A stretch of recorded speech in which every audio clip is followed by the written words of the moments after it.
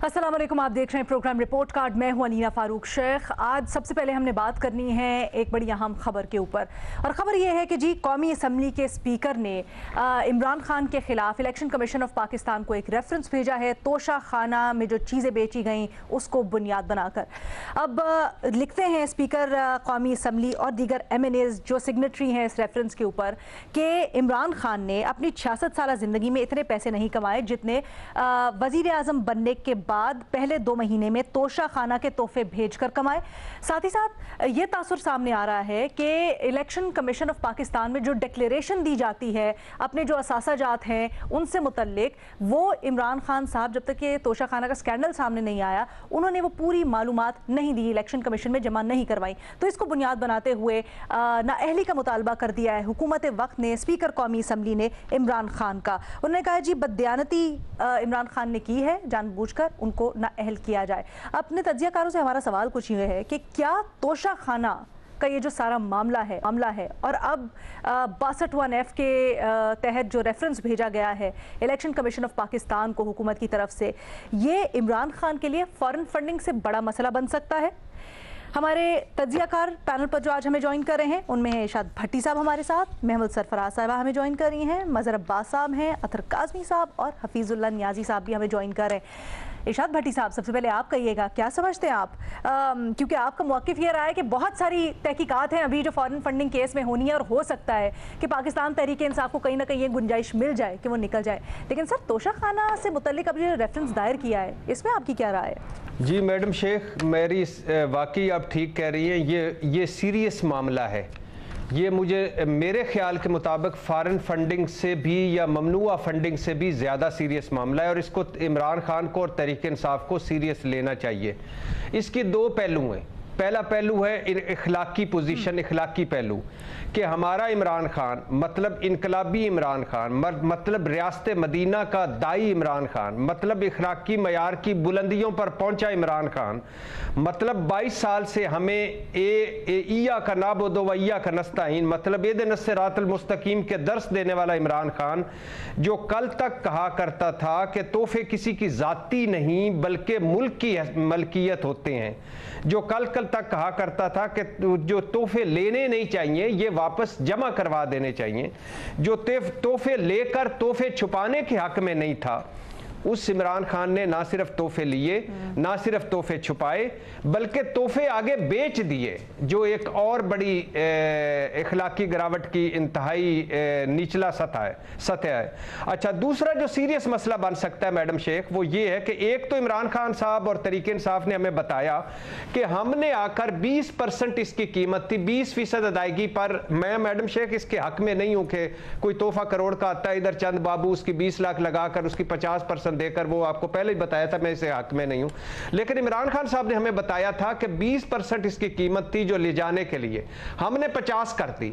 जब अब पता चला, डॉक्यूमेंट सामने आए, तो जब 50% कीमत थी तब इमरान खान साहब 20% अदायगी करके ले गए। एक तो ये झूठ और कानून की वायलेशन है।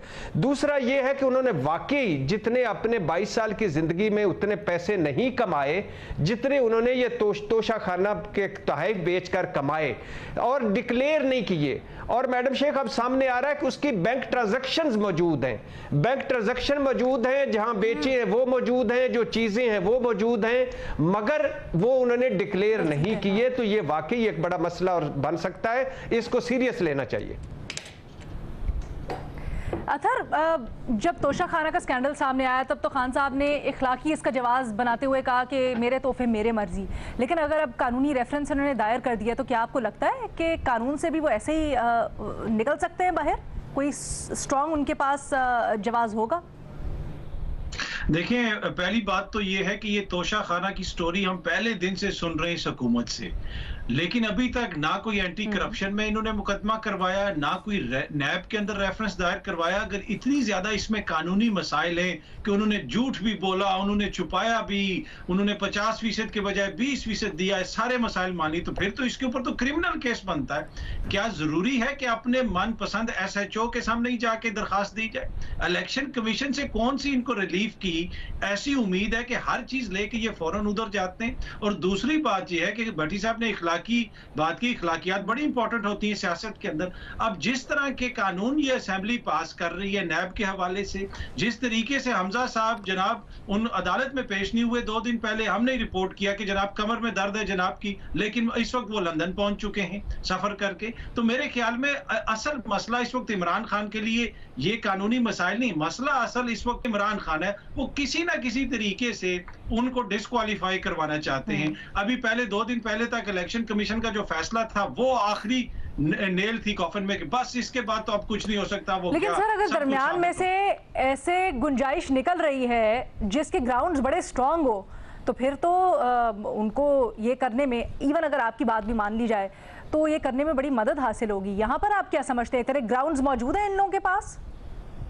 देखिए अभी तो मैंने पूरा रेफरेंस तो नहीं पढ़ा, पर मोहसिन नवाज राजा साहब से मेरी बात हुई थी, उन्होंने बताया कि कुछ चीजें जो है उन्होंने डिक्लेयर नहीं की, लेकिन ये जो सारी चीजें हैं ये रिकॉर्ड का हिस्सा हैं। ये रिकॉर्ड का, जब आप तोशा खाने से कोई चीज लेते हैं तो क्या इमरान खान को नहीं पता कि उसका रिकॉर्ड बनता है? अच्छा। 2018 में उन्होंने एक तोहफा लिया या उसको बेचा, उसी सरकारी रिकॉर्ड से ये सब कुछ निकाल के रखा गया है। तो मेरे ख्याल में ये तासुर देना कि इमरान खान ने जिंदगी में कभी कुछ नहीं कमाया इतना जितना उसने इन 2 सालों में कमा लिया, अगर आपने इस चीज के ऊपर करनी है ना, तो फिर आप शुरू करें कि 1981 में शरीफ खानदान के कितने असासे थे और इस वक्त उनके कितने असासे हैं। इमरान खान अगर किसी की टी शर्ट साइन कर दे तो वो करोड़ों रुपए में। अच्छा, मसला यहाँ पर ये भी है, अच्छा मसला यहाँ पर ये भी है जो महमल की तरफ लेके जाए। महमल, आप अतर के आर्गुमेंट से अग्री कर रही हैं? क्योंकि मसला यहाँ पर ये भी है कि प्ली ये ली गई है कि तब तक ये डिक्लेयर नहीं किए गए जो उनके असासों में इजाफा हुआ जब तक ये स्कैंडल सामने नहीं आया। तो ये बददियानती होती रही है, चलती रही है। और फिर जिस तरह से तोशा खाना के ऊपर जो सारा मामला है वो तो हम कई दफ़ा डिस्कस भी कर चुके हैं। आपकी इसमें क्या राय है? देखिए लीना, मेरा तो इसमें जवाब हाँ का है कि एक एक्चुअली बहुत बड़ा मसला बन सकता है। और आपको पता है कि फैक्ट फोकस ने एक स्टोरी की थी, हाँ। और उसके अंदर उन्होंने जो है सारी डिटेल्स दी थी। खान साहब के बाकी भी टैक्स रिटर्न्स भी सारे उसके अंदर थे, और ये भी बताया था कि उन्होंने अपने करियर के अंदर क्या टैक्स पे किया था, और फिर उनकी जो उनके एसेट्स किस तरह से ये तोशा खाना की चीजों की वजह से किस तरीके से जो बढ़े हैं। बात ये नहीं है, देखिए लीना, पहले 2.5 लाख उन्होंने टैक्स दिया था, अब 98 करोड़ 98 लाख, सॉरी जी। मैं कह रही हूँ कि भट्टी साहब ने इखलाकियात की बात की। देखिए इखलाकियात को भी छोड़े, ये जो है PMLN ने भी जब तोशा खाना की बातें कि बेच दी चीजें और ये वो सारी जो बात हुई थी, वो एक सियासी केस उस वक्त बना रहे थे। इखलाकियात या सियासी चीजों पर एक साइड पर, हमें इखलाकियात पर रहना चाहिए, वो क्यों छोड़े हम? भट्टी साहब, मैं उसकी हमें तो इखलाकियात पे रहना चाहिए। जमातें जो भी करें, हमें इखलाकी पोजीशन, आइडियल पोजीशन लेनी चाहिए। ये मत कहे कि छोड़े, इसलिए कौम तबाह हो गई है। सर आपकी बात आइडियली बिल्कुल सही है, लेकिन माजरत के साथ ऐसा होता नहीं है ना यहाँ पर। मैडम शेख, ये 2 पॉइंट है। मैं इसीलिए आपको कह रही हूँ ना, चाहता हूँ मैमल से, सरफराज और मैडम शेख आपसे माजरत चाहता हूँ। ये 2 पॉइंट है। हम जिस दिन छोड़ गए इखलाकी पोजीशन, हम जिस दिन इखलाकी पोजीशन छोड़ गए उस दिन ये मुल्क में तबाही बर्बादी हो जाएगी। हमें इखलाकी पोजीशन लेनी चाहिए, आगे कोई करे ना करे। मैंने आपको कहा, आप बिल्कुल दुरुस्त कह रहे हैं, आप बिल्कुल दुरुस्त कह रहे हैं। कई ममालिक में तो उनके लिए आइन भी नहीं होता, इखलाकियात सबसे ऊपर होती हैं। लेकिन अनफॉर्चुनेटली यहाँ पर मामला थोड़े मुख्तलिफ है। यहाँ पर सब इस हमाम में नंगे नजर आ रहे हैं ना। लेकिन वो ठीक कह रही है, वो ठीक कह रही है, मगर मैडम शेख जब महमल सरफराज कहेगी कि इखलाकियात को छोड़े तो ये बहुत बड़ी जुल्म होगा। हमें इखलाकी पोजीशन लेनी चाहिए। सर सुन तो ले, महमल ने डिफरेंट कहा। महमल सुन लेना वो क्या कह रही हैं। मैं ये कह रही थी कि भट्टी साहब ने इखलाकियात की बात की, जो नून लीग ने भी एक पूरी वो सियासी उसको केस बनाया। देखिए ये दोनों चीजें अपनी तरफ, असल चीज ये है कि वैसे तोशा खाना से चीजें कानूनी तौर पर लिया जा सकता है जब तक आप कानून ना तब्दील करें, ठीक है ना। तो कानूनी तौर पर तो वो ले सकते हैं, कानूनी तौर पर तो उस चीज पे केस नहीं बनता था। लेकिन जो अब केस ये कानूनी तौर पे, क्योंकि ये ना इखलाकियात का केस ना ये सियासी केस है, ये मिस डिक्लेरेशन की बात है। आपने अपने एसेट्स डिक्लेयर करने होते हैं, और क्योंकि आप, और ये सबके ऊपर लागू होता है जो पार्लियामेंटेरियन, हम कई बार सुनते भी हैं कि वो ECP को उन्होंने नहीं डिक्लेयर किया तो उनकी रुकनीयत मुअत्तल होगी, इस तरह की चीजें। तो ये जो है ये असल में ये प्रॉब्लम है कि उन्होंने डिक्लेयर कब की, डिक्लेयर का तब की जब ये स्कैंडल आ रहा था। उससे पहले हुकूमत क्या प्ली लेती रही, RTI के तहत भी बहुत लोगों ने पूछने की कोशिश की, बाकी भी चीजें, लेकिन नहीं बताते थे। फिर वो फॉरेन गवर्नमेंट्स की भी प्ली ले ली कि नहीं वो ताल्लुकात खराब हो जाएंगे, इस तरह की चीजें हो जाएंगी। बहुत सारी चीजें इस वजह अगर आप रेफरेंस देखें तो इसके अंदर कुछ चीजें ऐसी हैं जो कि पहले सामने नहीं आई थी। काफी डिटेल के अंदर क्या क्या चीजें हैं क्या नहीं है। फिर जब भट्टी साहब ने भी बात की तो उसके अंदर तो ये भी बात है कि वो 20% पे कितनी चीजें ली हैं, ये भी देखे ना, कानून बदलने से पहले 20% के ऊपर कितनी चीजें ली गई।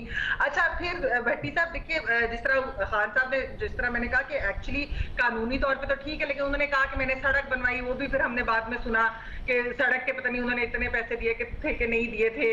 बात ये है कि आप जो मर्जी करें उस पैसे के साथ, क्योंकि आप कानूनी तौर पे ले सकते, लेकिन आपने डिक्लेयर नहीं किया। ये एक्चुअली एक बहुत बड़ा कानूनी मसला बन सकता है, और ये इस लॉ के तहत मैं देखिए ये इस चीज से ये पर्सनल डिक्लेरेशन उन्होंने प्रॉपर नहीं की। हाँ, अब पीटीआई इसके ऊपर क्या लेती है, ये हम क्या वो ये कहें कि हम भूल गए, बाद में कर दिया, ये जो टेक्निकलिटीज है। अच्छा, ये साथ साथ ये जो रेफरेंस इन्होंने दायर किया है, इसको देख रही हूँ, इसमें बाकायदा जो उनकी स्टेटमेंट है डिक्लेरेशन की, अपनी एसेट्स की, खान साहब की, वो साथ लगाई है, और पूरा उन्होंने जो केस विद एविडेंस तैयार किया है। क्या आप समझते हैं कि पाकिस्तान तहरीक इंसाफ इसके ऊपर कोई इनके पास जवाब होगा और इससे आसानी से निकल सकती है, या सर इस दफ़ा कानून ने बड़ा सख्त उनको पकड़ लिया? जी मजहर अब्बास साहब। मैं इस बात से पहले दिन से मैं समझता हूँ कि सियासत की बुनियाद अखलाकियात होती हैं। अगर आपके अंदर अखलाकियात नहीं है तो सियासत आप नहीं कर सकते, इसलिए कि वो फिर कॉन्ट्रडिक्शन होगी, वो तजाद होगा। इमरान खान साहब का सबसे बड़ा मसला ये, आप उनकी पूरी वो उठा लें, उनके अंदर पॉलिटिकल कॉन्ट्रडिक्शन कितनी आपको नजर आएंगी। आप खुद उनके बयानात, माजी के बयानात और उसमें तब्दीलियां नज़र आपको देख लें तो कहीं कोई पोजीशन लेते हैं, उसके बाद उस पोजीशन को तब्दील करते हैं, पहले किसी को अक्यूज़ करते हैं, उसके बाद रिग्रेट करते हैं। ये चीज़ें अपने आप को दुरुस्त करना तो एक बेहतर बात होती है, लेकिन जब आप किसी पे सीरियस एलिगेशंस लगाते हैं तो you have to be a very clean person. और इमरान खान की जनरल रेपुटेशन एक बहुत साफ सुथरे सियासतदान की रही है। इस वक्त उनके सामने बड़े चैलेंजेस हैं। जब उनकी 3-3.5 साल की गवर्नमेंट में जो स्कैंडल्स आए, तो कुछ पे उन्होंने इंक्वायरी की, लेकिन फिर हमने देखा कि जिन लोगों को निकाला उन लोगों को वापस ले आए, जिन लोगों को पार्टी से, गवर्नमेंट से निकाला उनको पार्टी सपोर्ट कर दी। तो ये कॉन्ट्रडिक्शंस रही हैं। अब यहाँ देखिए, तोशा खाने के तोहफे में कानूनन क्या कर सकते हैं, इखलाकियात का तकाजा क्या है कि आप जो हुक्मरान जमात है, जो प्राइम मिनिस्टर हैं, जो प्रेसिडेंट हैं, जो मिनिस्टर्स हैं, तो किसी सूरत में तोशा खाने से तहाइफ नहीं ले सकते, इवन अगर कानून उनको इजाजत भी देता है, क्योंकि आप गवर्नमेंट ऑफ द डे होते हैं, आप लोगों के लिए वो करते हैं। आप करें, नीलाम करें, लोग उनको ले, आप नहीं ले सकते। किसी हुक्मरान ने आपको अगर कोई चीज तोहफे में दी है तो आप उसको नई मार्केट में जाके बेच सकते, आप उनको नई घर ले जा सकते।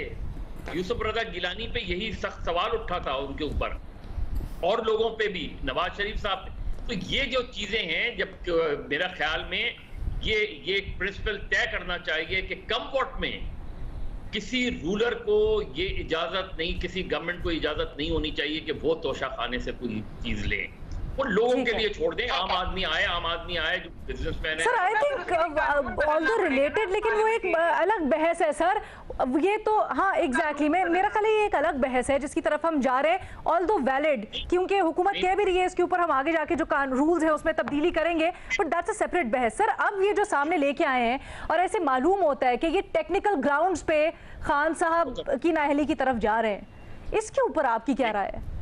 यही बात देखिए, कानूनी नुक्ते तो बहुत से निकालते हैं ना। मैं और आप, हम जो चारों बैठे हैं वो लॉयर्स तो नहीं हैं, और लॉयर्स डेफिनेटली ऐसा तो नहीं होगा कि जाके इमरान खान कन्फेस कर लेंगे, पीटीआई कन्फेस कर लेगी, जाहिर है कॉन्टेस्ट करेंगे, लेकिन ये एक सीरियस केस है, सीरियस रेफरेंस बन सकता है।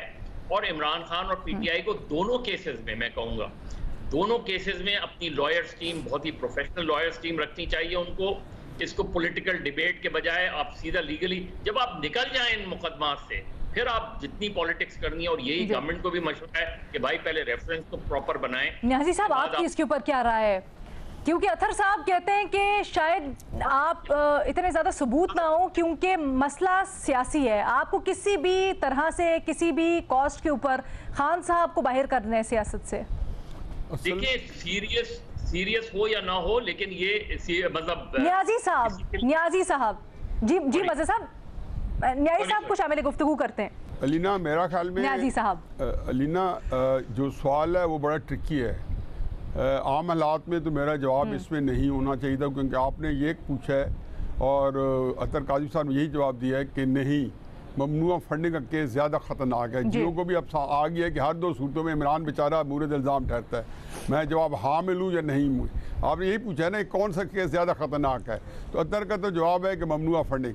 अच्छा, मैं ये समझता हूँ कि नहीं आपने फिर सवाल ही पढ़ा, यही तो फंसा दिया आज उन्होंने। आज अतर आपको उन्होंने क्या बताया, उन्होंने क्या इमरान खान साहब टेक्निकल बुनियादों पे नॉकआउट कर दिया, इसलिए अभी आपने नहीं लिखा दे रहना चाहिए। इसलिए मैं हाँ का इसलिए लूंगा कि ये ना हो कि मेरा शुमार अतर में हो जाए। देखिए, बात यह है कि अमलन मेरा जवाब हाँ में है, लेकिन अमलन ममनुआ फंडिंग केस बहुत बड़ा केस है। ये जो आप सामने कुछ आया, ये टिप ऑफ द आइसबर्ग है। ये अभी इसके बारे में अगर इन्वेस्टिगेशन हुई और एक फंड्स की हुई तो पता नहीं कहाँ तक बात दूर तक पहुँचेगी। लेकिन मेरा अपना एक ख्याल है कि Imran die is cast, Imran is into a fix, complete fix rather. वो बिल्कुल एक दलदल में फंसा हुआ है। अच्छा, इसके पहले तो सियासी कॉन्सिक्वेंसेस देख लें। आप देख लें कि अतर जो हमेशा इमरान खान साहब को डिफेंड करते रहे हैं और करते रहेंगे और बड़ा अच्छा आर्गूमेंट यूज़ करते हैं और ज़ाहिर है कि अच्छी दलील होती है। अब वो उसके अंदर एक आप देखें मुदाफ़ाना काम होगा, वो एक उसमें अपोलोजेटिक होंगे, वो एक डिफेंसिव होंगे। तहरीक इंसाफ वालों का ये है कि जो बयानिया होगा जिसके अंदर एक स्टिंग थे, एग्रेशन था, वो लामहला अब वो जिसको कहने से बैकफुट पे आ जाएगा, पहली बात।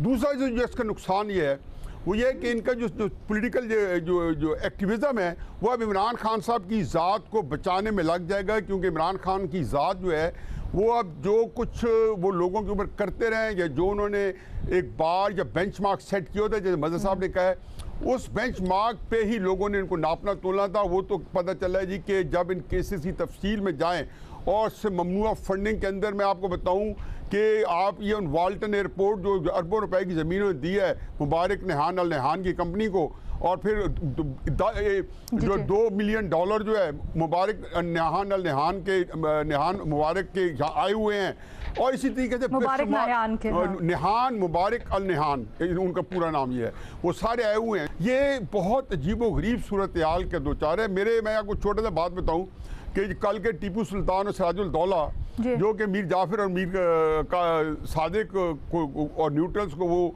जो है ललकार रहे थे, तो मेरा बेटा चूँकि बड़ा दिलो जान से तहरीक इंसाफ के साथ है, तो मुझे उसने 3 महीने पहले पूछा था कि how do you see our future, Tehreek Insaf future. मैंने कहा जी मेरी बात एक लिख लो कि 6 महीने बाद, चूँकि इमरान खान साहब ने जो ललकार है, जिनको ये सानवी करैक्टर हैं जो हुकूमती हैं, शहबाज शरीफ, जरदारी, वट एवर, फजल रहमान साहब, असल में उन्होंने इदारा ललकारा हुआ है। एक बार लिख के रख लो कि 6 महीने बाद अगर आके मामू की सियासत लास्ट करती है इमरान खान साहब की, तो समझो कि इदारा तहलील हो जाएगा, कमज़ोर हो जाएगा, वीक हो जाएगा। ये हर दानिशवर ये समझता था कि इमरान खान साहब जिसको झील के साथ और जिस एग्रेशन के साथ आ रहे थे, और अगर इदारा कायम रहता है, जो 99.9% तक इदारे ने कायम रहने हैं, क्योंकि इदारे को इस तरीके से नहीं अंडरमाइन किया जा सकता, तो आपके जो इमरान खान है उनकी सियासत में लामुहाला वीक होना था। अब इमरान खान साहब घिर गए हैं। अब ये एक चीज़ के अंदर केस ये है ही नहीं, केस तोशा खाना में ले ले कि अगर उन्होंने दुबई में जो बेचे हैं तो उन पैसों की ट्रांसफर कैसे हुई है। सर देखें, आप जो बात कर रहे हैं वो बिल्कुल दुरुस्त और उसका एहतराम, लेकिन अगर तो ये सारे फैक्ट्स हैं और ये नेचुरली सारी की सारी इंफॉर्मेशन आगे आ रही है तो फिर तो बिल्कुल ठीक है, लेकिन जो आप कह रहे हैं अगर तो बहुत बुरी तरह फंस के जो आप कह रहे हैं, जिसकी तरफ अथर ने भी इशारा किया कि ये सिर्फ सियासी नौयत के केसेस हैं, इनमें कोई सब्सटेंस नहीं है, अगर तो ऐसी बात है तो फिर तो बड़ा तशवीशनाक। एक छोटी सी ब्रेक लेते हैं जी।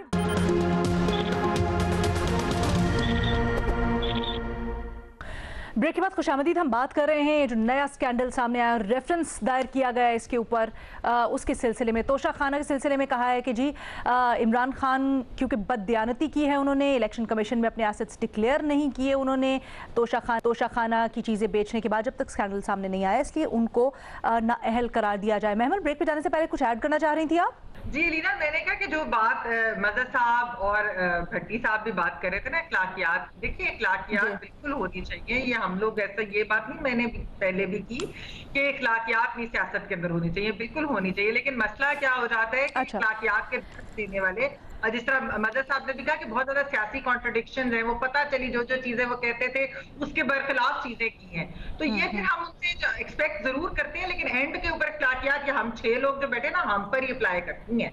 तो मैं इसलिए कानूनी पहलू पे, अच्छा आप बिल्कुल दुरुस्त के, मैंने इसलिए पहले कानूनी तौर पर बहुत बड़ी प्रॉब्लम है ये। अच्छा देखिए, कानून की रेप्रिकॉशंस भी तो बड़ी होती है ना। अब इन्होंने जो कानूनी रेफरेंस दायर कर दिए, इसकी तो रेप्रिकॉशंस आगे बहुत है। अतर, मैं आपका जवाब इसके ऊपर लेना चाहूंगी। मेरे सारे एनालिस्ट ये समझ रहे हैं कि ये खान साहब के लिए बड़ा सख्त साबित हो सकता है आने वाले दिनों में। हर तरफ से लग रहा है कि घेरा तंग हो गया है। आपको अभी भी क्यों लग रहा है कि इस केस में इतनी जान नहीं है? देखिए, पहली बात तो ये कि जिस तरह खान साहब के खिलाफ हर दूसरे दिन कोई ना कोई रेफरेंस आता है, नियाजी साहब भी हर प्रोग्राम में मेरे खिलाफ कोई ना कोई रेफरेंस जरूर पेश करते हैं, और आज भी उन्होंने कह दिया कि अब अतर के लिए बड़ी मुश्किल होगी। देखिए, मेरा एक ओपिनियन है, मैं जिस तरह चीजों को देखता हूँ उस तरह बयान करता हूँ। मैं ये समझता हूँ जी, मैं किसी, अगर कोई ये समझ रहा है कि आप किसी की सियासत इस तरह खत्म कर देंगे, देखें इमरान खान साहब ने इन सब की सियासत पंजाब में खत्म की है। लाहौर के अंदर जो नवाज शरीफ साहब और उनकी जमात के साथ पीटीआई ने किया है कि 4 में से 3 नशिस्तें वो निकाल के ले गए। पीपल्स पार्टी मतलब सारी जमातें उनके साथ थी। पंजाब पूरे में ज़िमनी इंतखाबात में क्या हुआ है, और इसी वजह से ये इंतखाबात की तरफ नहीं जा रहे। जहां तक इस केस का ताल्लुक है, देखिए यहाँ पे अगर आप इखलाकियात की बात करते हैं, मसला ये है कि वो लोग जिनके ऊपर सर से पांव तक करप्शन के इल्जामात हैं, जो नैब कानून में तरमीम कर रहे हैं, वो लोग किस तरह इखलाकी बुनियाद के ऊपर इस मुकदमे को लेके आवाम के सामने लेके जाएंगे। हाँ, भट्टी साहब, ये जो अतर कह रहे हैं कि सियासत खत्म करने की कोशिश, क्या आपको लगता है सिर्फ यही है, नियाजी साहब ने, या फिर ये वाकई ये वही रिवायती भैंस चोरी के मुकदमे नहीं है, इनके अंदर सब्सटेंस है जो अब निकल रहे बाहर आ रहा है? आज मैं वो करूंगा जिस तरह आप भट्टी साहब के करती ना, इसका माइक बंद कर दो, इसका माइक, आज आप मेरा माइक बंद करवाएं। मैं छोटी सी बात ऐड करना चाहता हूँ सिर्फ इसमें। नहीं, क्योंकि आपका ओपिनियन सबसे अलग है, इसलिए हम आपको जवाब का पूरा मौका देंगे। जी, मैं छोटी सी बात सिर्फ इतनी ऐड कर रहा हूं कि मैं नियाजी साहब से 100% एग्री करता हूं। ये कानूनी मसला नहीं है, ये किसी की अना का मसला है। उन्होंने हर हालत में इमरान खान को किसी ना किसी तरीके से आउट करना है, जिसकी जानिब नियाजी साहब ने भी इशारा किया। वो अब टीपू सुल्तान वो बन गए ना, अब नया मीर जाफर, मीर कासिम, मीर सादिक अब नया तलाश करना है। रोल बदल गए हैं। टीपू सुल्तान सैफुद्दौला इधर आ गए हैं, नहीं ये तो और मीर जाफर, मीर कासिम उधर हो गए। नहीं है कि हमारी सियासत में ऐसे होता है। क्या आप वाकई में बिलीव करते हैं भट्टी साहब क्या ये वाकई में ऐसा है कि कोई टेक्निकल ग्राउंड्स नहीं है?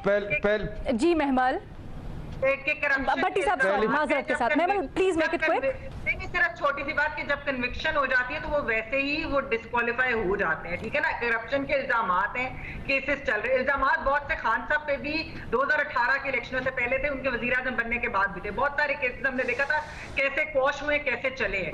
ये बात नहीं है, इसलिए मैं कानूनी बात कर रही हूँ, क्योंकि इनके भी किसी ने, पार्टी के बंदे ने यही कहा था कि इन्होंने कोई जुर्म कमिट नहीं किया तोशा खाना के बेच के, क्योंकि उनके एग्जैक्टली मैं इसीलिए मैंने पहले ही जो आप लोग इखलाकियात के ऊपर बात कर रहे थे, मैंने कहा इसको थोड़ा सा साइड पे रखते हैं और हम फैक्ट्स के ऊपर थोड़ा बात करते हैं। भट्टी साहब, मैं आपका इसके ऊपर ओपिनियन चाहूंगी। ये जो अतर ने अभी बात की है कि क्या सिर्फ इसमें कोई सब्सटेंस नहीं है, सिर्फ मकसद है कि आप एक पार्टी को, एक शख्स को, एक जमात को सियासत से बाहर कर दें? क्या वाकई में ऐसा है या सॉलिड सबूत भी आ रहे हैं सामने?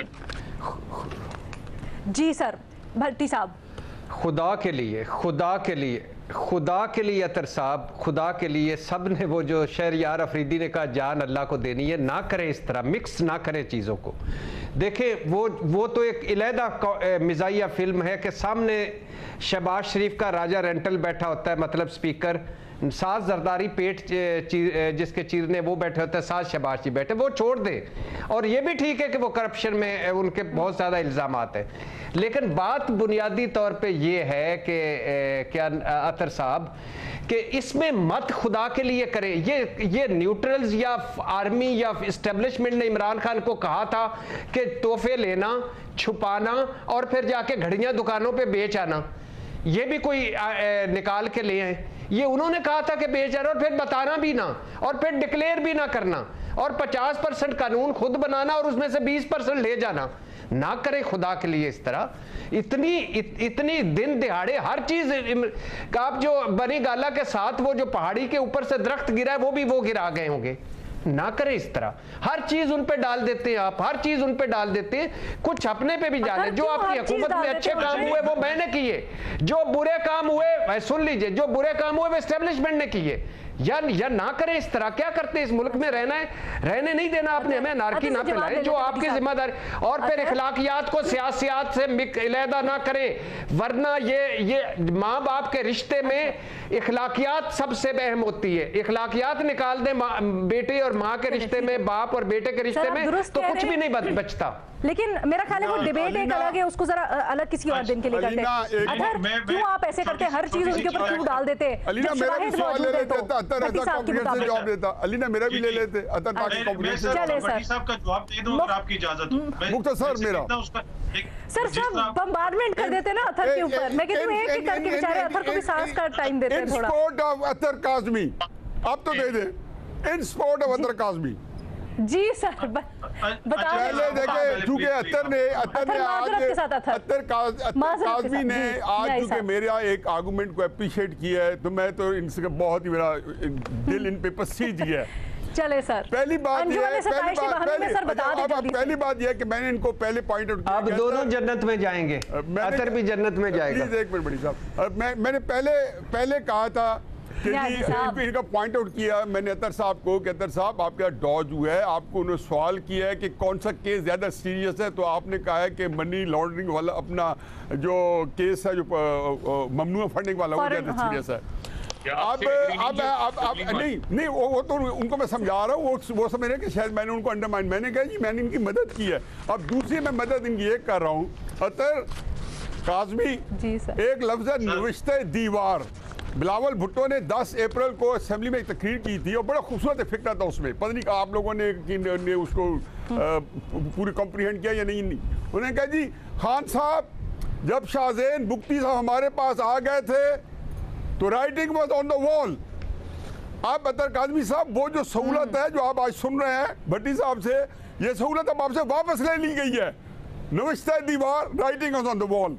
अब आपको जो कुछ करना खुद करना है। अच्छा, इसमें मैं इतना सा ऐड करूंगा अलीना, देखें पहले तो जिस तरह भट्टी साहब ने फरमाया, अगर सब कुछ इसी तरह ब्लैक एंड व्हाइट में, यहाँ पे जो लोग सुन रहे हैं वो ये याद रखें कि जो भी तोशा खाना का ये रेफरेंस गया है वो तमाम चीजें वो हैं जो इमरान खान ने डिक्लेयर की है, उनको पढ़ के ये सब कुछ बनाया गया है। तो ये चीज पहली बात। दूसरी बात, अगर इसी तरह सब कुछ ब्लैक एंड व्हाइट में है, इतने बड़े पैमाने के ऊपर उसने करप्शन की है, तो भाई नैब का रेफरेंस क्यों नहीं आ रहा, एंटी करप्शन का रेफरेंस क्यों नहीं आ रहा, उसको गिरफ्तार क्यों नहीं किया जा रहा, उसको गिरफ्तार क्यों नहीं किया जा रहा। एक मिनट, सब आएंगे।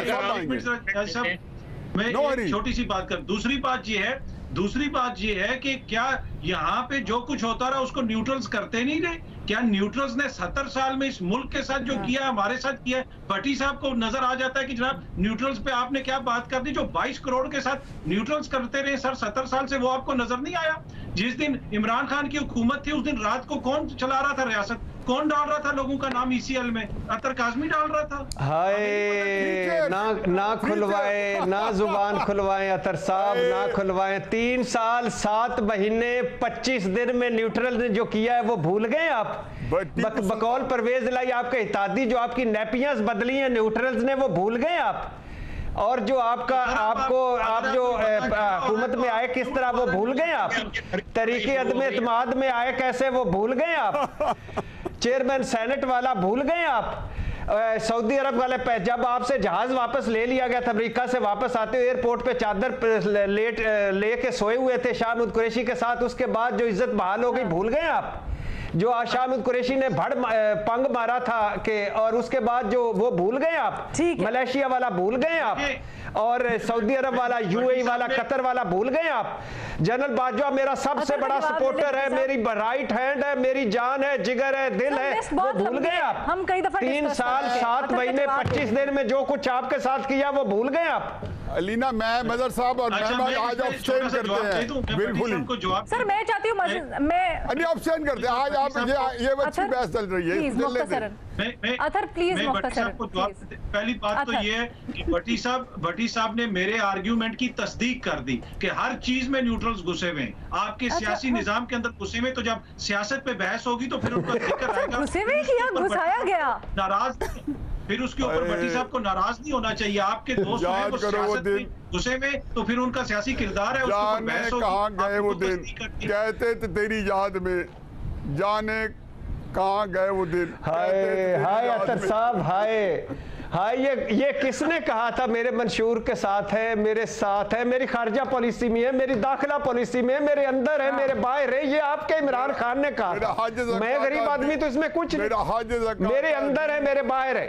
अलफ अल्लाह चंबे दी बूटी मेरे मन विच बुरशद लाई हूँ, किसने कहा था? जाहिर तू, बातन तू, अंदर तू, बाहर तू, लेफ्ट तू, राइट तू, ऊपर तू, नीचे तू, ये मैंने नहीं कहा था अतर भाई, ये मैंने नहीं कहा था। भट्टी साहब, जाहिर तू, बातन तू। लेकिन उनको नहीं पता चला था कि ये मौसरों के साथ क्या सलूक करता है।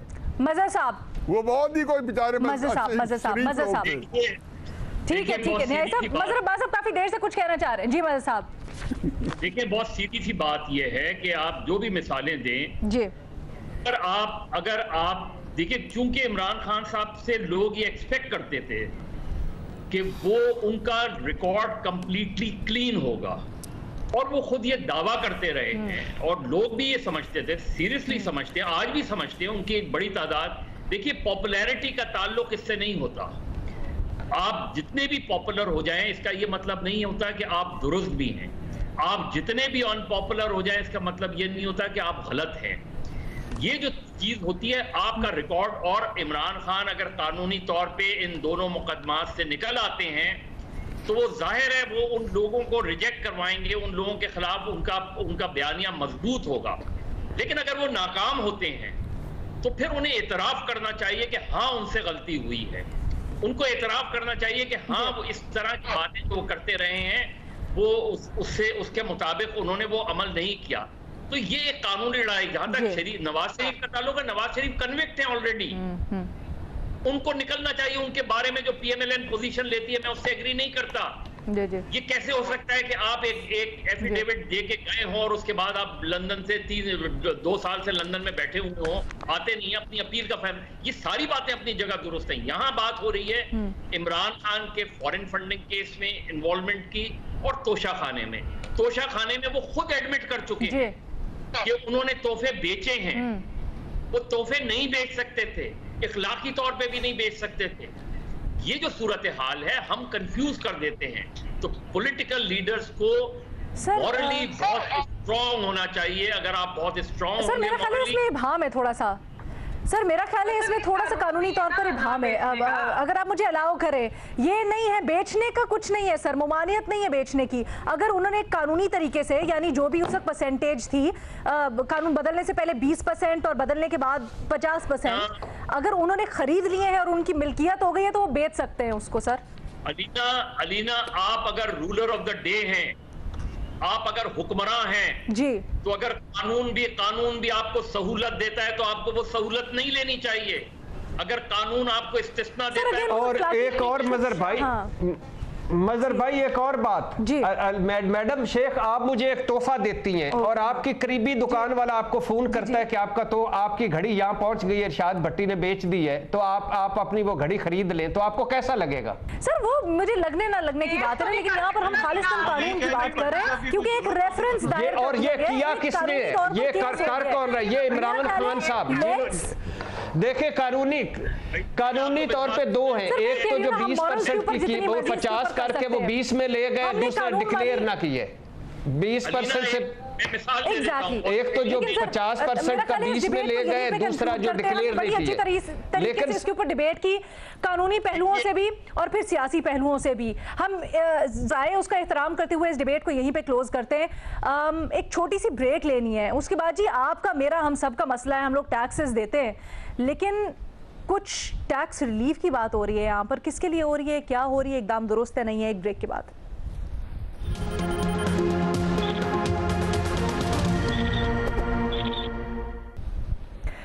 खबर यह है जनाब कि ताजिरों के लिए जो बिजली के बिलों पर फिक्स टैक्स लेना था वो ख़त्म कर दिया गया है और ये तकरीबन कुछ बनता है 30 अरब का अमाउंट, 30 अरब का टैक्स खसारा होगा, जो वज़ीर ख़जाना का बताना है कि अब मुख्तलिफ शोबों के ऊपर टैक्स लगा के ये वसूल किया जाएगा। और ये सारा का सारा इकदाम तब हुआ जब मरियम नवाज साहिबा ने एक ट्वीट की, जो कि मुस्लिम लीग नून की नायब सदर हैं, और उन्होंने मिफ्ता इस्माइल साहब से दरख्वास्त की कि ताजिरों को रिलीफ फराहम किया जाए और ये जो बिलों के ऊपर फिक्स टैक्स लेना है इसको ख़त्म किया जाए। अब हम देख रहे हैं कि बाकी टैक्सेस तो लग रहे हैं और हुकूमत ने यह भी कहा है कि टैक्स रेवेन्यू हमारा बहुत ज़्यादा IMF के अंदर जाना है, तो ये तो पैसा इकट्ठा करना है, लेकिन दूसरी जानिब हम ये फिक्स टैक्स हटा भी रहे हैं। क्या ये एकदम दुरुस्त है हुकूमत का? और जिस तरह से जिस तरीका कार के तहत ये वापस लिया गया है टैक्स ताजिरों के ऊपर, अपने तजियाकारों से यही जानेंगे। मेहमान क्या राय है आपकी? अलीना, बिल्कुल भी दुरुस्त नहीं है। देखिए ये नून लीग ने ये क्या कर रहे हैं, आप देखिए सुपर टैक्स लगाया वो, और उसके बाद इन्होंने सैलरी क्लास के ऊपर जो पहले टैक्स लगा के फिर उनको दोबारा वो पहले वापस लेके फिर ज्यादा कर दिया, क्योंकि IMF की कंडीशंस थी, पेट्रोल सब्सिडी खत्म की। वो सारी बातें हमें समझ आती है कि जी वहां जब इन चीजों के ऊपर कॉम्प्रोमाइज नहीं किया तो कहां आकर कॉम्प्रोमाइज किया? अपने वोट बैंक के ऊपर, क्योंकि ताजिर जो है उन्होंने ब्लैकमेल किया इनको। ताजिर क्योंकि इनका बहुत बड़ा एक वोट बैंक है तो उनका आपने वापस ले लिया। पहले तो टैक्स वैसे ही आपने प्रोपोर्शनेट टू देयर इनकम नहीं लगाया था, उस एक फिक्स टैक्स वो वाली चीज भी। बात ये है अलीना कि ये आज से नहीं, ये हमेशा अगर इस तरह से करते रहेंगे तो कल को हम सारे जिनका एक्सोर्स टैक्स कटता है हम भी बना लेते हैं यूनियन, हम भी कहते हैं भाई ब्लैकमेल करेंगे, हमसे भी आप बात करें, हमारे भी आप टैक्सेस। नियाजी साहब, क्या ये एक और हुकूमत है जो फिर कहती तो थी, दूसरों को तनकीद करती थी कि घुटने टेक देते हैं, इन्होंने भी इसी तरह घुटने टेक दिए?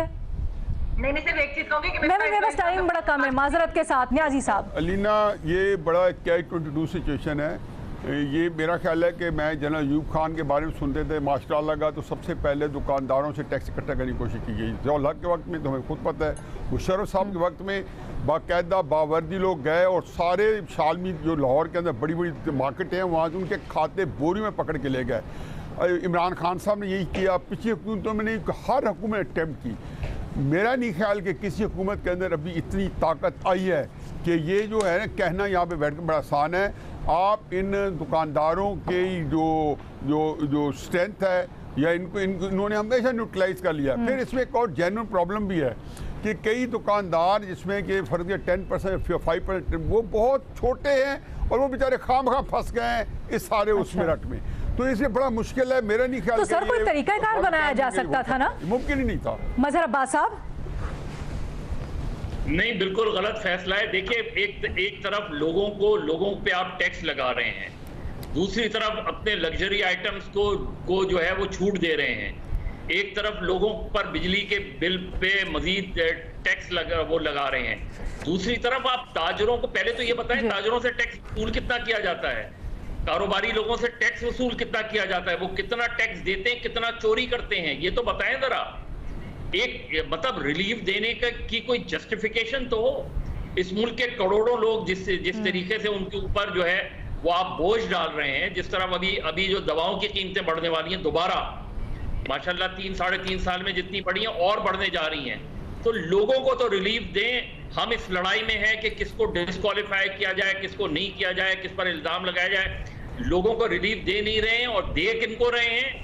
जो ऑलरेडी बहुत ज्यादा टैक्स नहीं देते उनको आप रिलीफ दे रहे हैं, तो मेरा ख्याल है इंतहाई कंडेमनेबल। सर ये भी हकायक सामने आए थे कि काफी ताजिर तो टैक्स नेट में होते भी नहीं है, तो क्या अथर ये अच्छा मौका नहीं था हुकूमत के लिए कि कुछ अगर नेगोशिएट कर लेते इस दौरान, कुछ उनकी मान लेते, कुछ अपनी मनवा लेते? देखिए यहाँ पे देखिए एक बड़ा मसला ये है कि ट्विटर के ऊपर एक ट्वीट होती है और उसके ऊपर आपकी मुल्क की मुआशी पॉलिसी चेंज हो जाती है। कुछ दिन पहले हमने देखा, हाल ही में देखा, वज़ीर-ए-आज़म हाउस में एक इजलास हो रहा है और उसमें वीडियो लिंक के जरिए इश्तिहारी जो है, जो अदालती इश्तिहारी हैं, अदालती मतलूब शख्सियात उसमें शिरकत कर रही हैं। उससे पहले फॉरेन ट्रिप्स के ऊपर अपने इश्तिहारी बच्चों को साथ लेके गए। तो ये बड़ा इशू है कि इसको किया किस तरीके से है। क्या आपने इस तरह मुल्क चलाना है कि ट्विटर पे ट्वीट करेंगी मरियम बीबी और वजीर खजाना कहेंगे यस मैडम जो आप कह रही हैं वो मैं कर दूंगा? कोई मुल्क का सोचें कि क्या ये क्या तरीका कार है भट्टी साहब? आप इसको जस्टिफाई कर सकते हैं? ये मैडम शेख गुलामी है।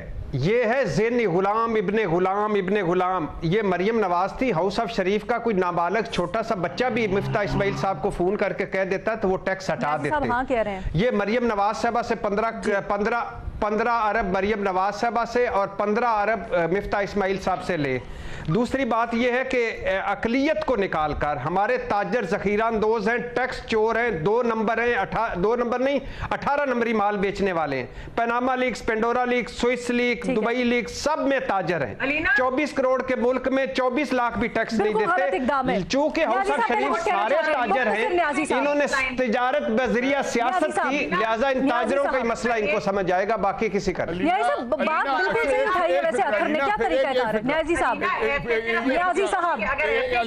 न्याजी साहब देखें, बात यह कि मेरा ख्याल है कि मरियम नवाज की जो ट्वीट थी वो सिर्फ अतमाम हुज्जत थी। मेरे दोस्तों की बात भी सही है कि नहीं होना चाहिए था, लेकिन चूंकि इनको पता है काम करना है तो जाहिर है कि एक प्रमोशन होती है जी कि लीडर को प्रमोट करने के लिए, पॉलिटिकल एडवांटेज देने के लिए कि बहुत सारा नुकसान हो चुका है, तो मरियम नवाज ने ट्वीट कर दी। जो फैसला उन्होंने करना था इसका उस ट्वीट से ताल्लुक नहीं है, लेटर स्पिरिट में। मेहमद, इस तरह की ट्वीट्स नहीं होनी चाहिए कि आप जो एक फाइनेंस मिनिस्टर को इस तरह की बातें करें। दूसरी चीज ये कि हम हर बार ये कह रहे होते हैं, उसने रिक्वेस्ट की थी मरियम ने, मैं रिक्वेस्ट करती हूं, और बार-बार नहीं सॉरी एक मिनट, और बार-बार हम IMF के पास क्यों जाना पड़ता है? हम क्यों हर बार कह रहे होते हैं जी? ना सिर्फ ये इकदाम बल्कि इसके तरीकाकार के ऊपर भी हमारे पैनलिस्ट के दरमियान में इख्तलाफ पाया है। आप सोशल मीडिया पे हमें आगाह कीजिएगा, आपकी राय क्या है? इजाजत दीजिए, अल्लाह हाफिज।